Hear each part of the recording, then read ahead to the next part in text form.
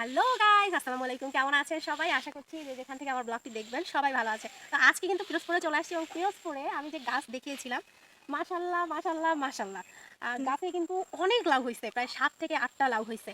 মানে দেখতেই পাচ্ছেন, চলে আসে ক্যামেরাম্যান গাছ দেখে।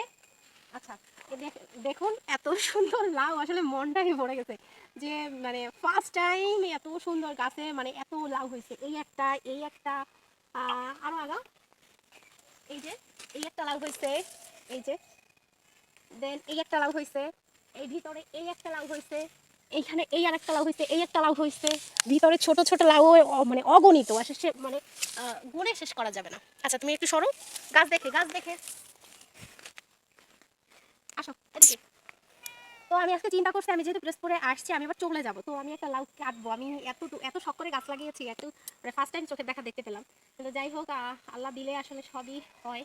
আর কি বলবো, এত দূর থেকে আসা শুধুমাত্র এগুলো কাটার জন্য। তো আমি চিন্তা করছি এই লাউটা কেটে নিব।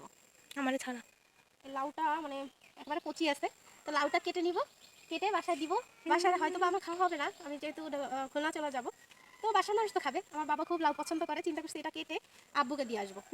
তো প্রথম লাউটাই আব্বুকে দিব চিন্তা করছি। তো বিসমিল্লাহির রহমানির রহিম বলে কেটে নিচ্ছি।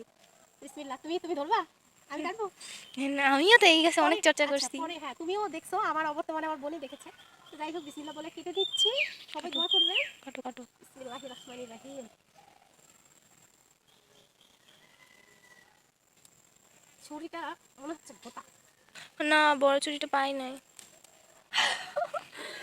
আমার যে কি খুশি লাগছে, ওই গানটা গাও, ওই গানটা। এখন এটা সুন্দর, মানে কি বলবো, ভাষায় প্রকাশ করতে পারছি না। তো Mim, this is for you, take it. I don't need. আচ্ছা, এখন আমি যেটা করব, কিছু শাক কেটে নিব। আসো, এখানে না অনেক বড় বড় শাক হয়েছে। এগুলো উঠাই দেওয়া লাগতো। এখন এগুলো উঠাই দেওয়া লাগতো, আবার কেটে দেওয়া। এগুলো এখন কাটো, কিছু কাটো। আচ্ছা, আমি এগুলো না তুলে দিব। এই লাউটা কোথায় রাখবো? আমার হাত ব্যথা করতেছে ভাই। লাউটা কাটো, ভিডিওটা এই সাইডে আসে, কর্নারে আসো। এখন আমি কিছু শাক কেটে নিব, লাউ শাক। এই শাকগুলো না বাসায় না কেটে একটা কেচি নিয়ে আসতা, তার চেয়ে এই ছুরিতের চেয়ে ওই ছুরিতে। তুমি তাহলে এদিকে আসো, আমারে কাটতে দাও, আমাকেও তো সুযোগ দাও। এখন না মানে প্রত্যেকটা ডগায় ডগায় লাউ হয়ে গেছে, যার কারণে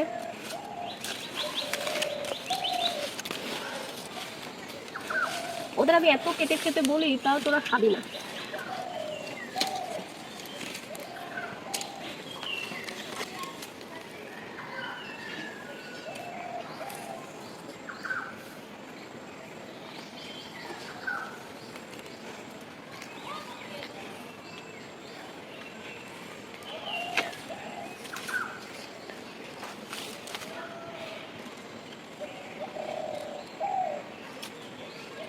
দেখে দেখে কাটতে হবে।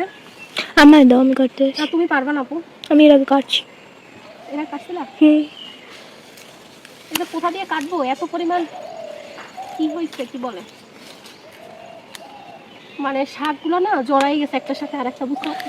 দেখো, ও মাই গড, কি বাড়ি একটা খাইছি। হয়েছে তুমি দাঁড়াও মিমু, সাথে সাথে ঢুকতেছো তো দেখে ঢুকো, ঠিক আছে? কারণ তাদেরও গাছ লাগানো, কুমড়া গাছ। একটা ছোট্ট ধরো তো এটা,